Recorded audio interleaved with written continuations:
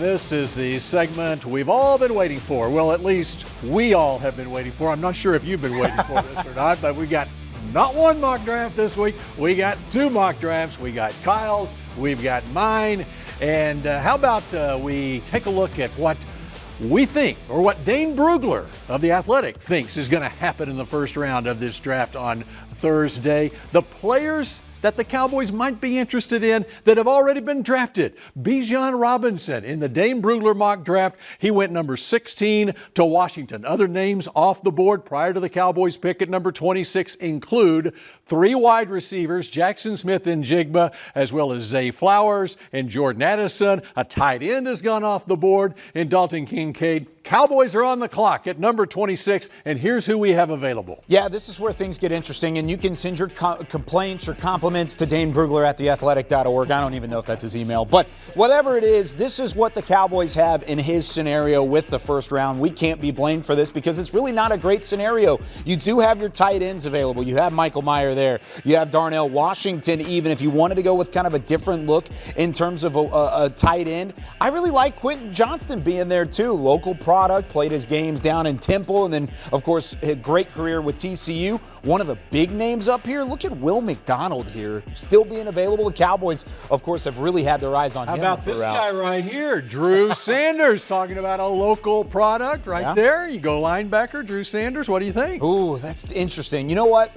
I'm going to go with the tight end. I'm going to do the best player on my board. I love Drew Sanders. I like Will McDonald.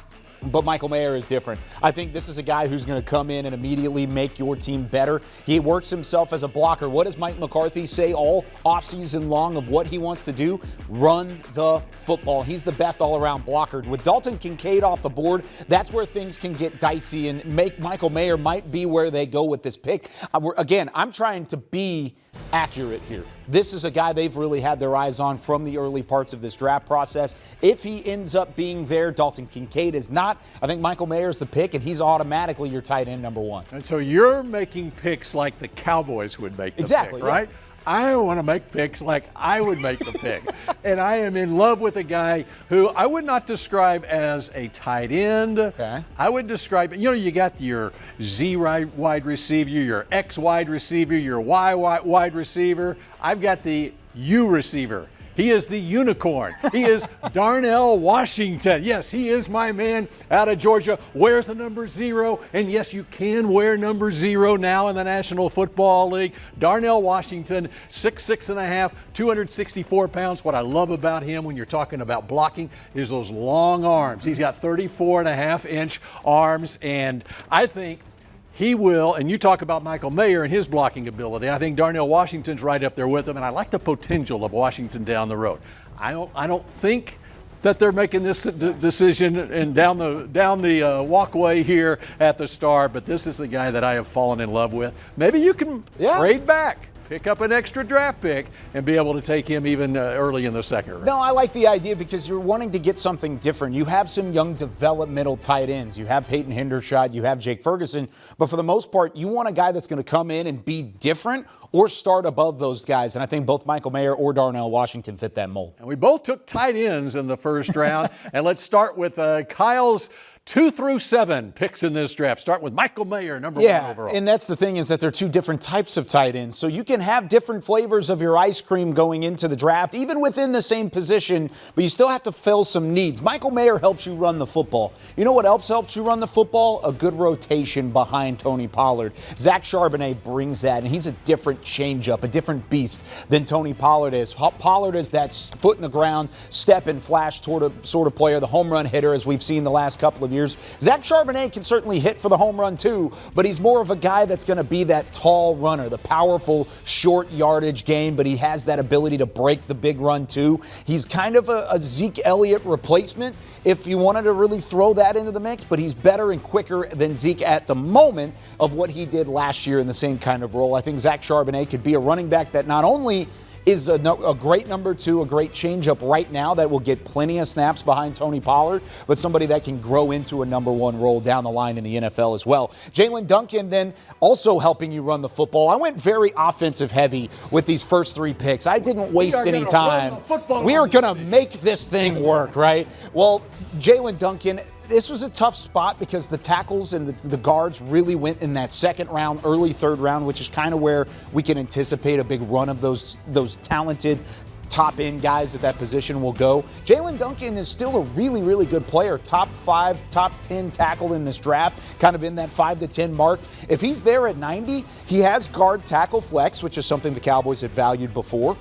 You also turn around, you have a guy that had 4 years of college experience. He played at tackle the majority of his time, but he might translate better as a guard. I think that's somebody that you can rely on. And then we went with Tyler Lacey, finally got a defensive guy. The Cowboys have been connected with Lacey for quite some time now. I think he's going to be a day 3 pick. He may be in the 4th round, maybe in the 5th round, but I think he'll be a Cowboy. But I also think day 3, they got to go get a quarterback, right? Jerry Jones mentioned it. Go get you a guy that can develop, and Clayton Tune is that guy for me. I think the Houston quarterback shows what they're looking for: arm strength, leadership ability, moxie. Then you have some mobility in the pocket. You have the decision-making from a quarterback standpoint. I think Clayton Tune checks those boxes. And as a local product, they've had some private workouts with him through Dallas Day, went to Hebron High School. He might be one of those guys as well. And then they go with DJ Johnson late, and then Chad Ryland. I did talk about kickers, but I'm not going to go deep into that right now. We'll wait for a little bit. Right, the Cowboys obviously do need a place kicker. A couple of local guys there, a guy from Saxe and Tyler Lacey and Hebron in Clayton Tune. All right, I shocked the world with my first-round pick, Darnell Washington, the tight end from Georgia. I'm going to shock the world again with my second-round pick, going a little higher than what a lot of people project in the 3rd round, but I just love Zach Harrison, who was a 5-star player coming out of high school at Ohio State. Did not have the production, mind you, at Ohio State that a lot of Buckeye fans would have liked to see him have. But you talk about a guy with the measurables and with the length. And I think Dan Quinn can coach this guy into a long-time starter in this league. Did I say Pro Bowl? You know, he's got length. Yeah. So maybe I'll reach out there and say he has the potential to be a Pro Bowl player with what he brings to the table. All right, so he's a guy that can play inside or outside on the pass rush. Kendre Miller, running back from TCU. Is he going to be there late in the 3rd round? We shall see. But Miller coming off a knee injury that kept him out of the national championship game. I really love him. Michael Wilson, wide receiver from Stanford. Here's a guy who has been injury plagued in his career. However, he's got really good athleticism, and he is the right kind of guy. Very smart guy. I think he's got 2 degrees from Stanford.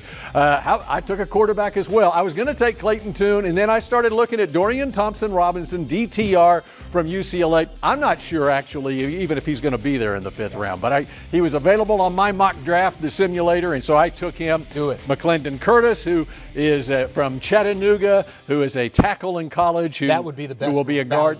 Best value out of this entire draft, because McClendon Curtis, he may be up there in 3rd or 4th round. On Brugler's mock draft, he's there. He's there. Round. Take him. So, and then a special teams linebacker in the 7th round for me. Love it. All right, that does it for our mock drafts 2023. Be sure to watch The Blitz, the Dallas Cowboys report, every weekend this offseason on DallasCowboys.com.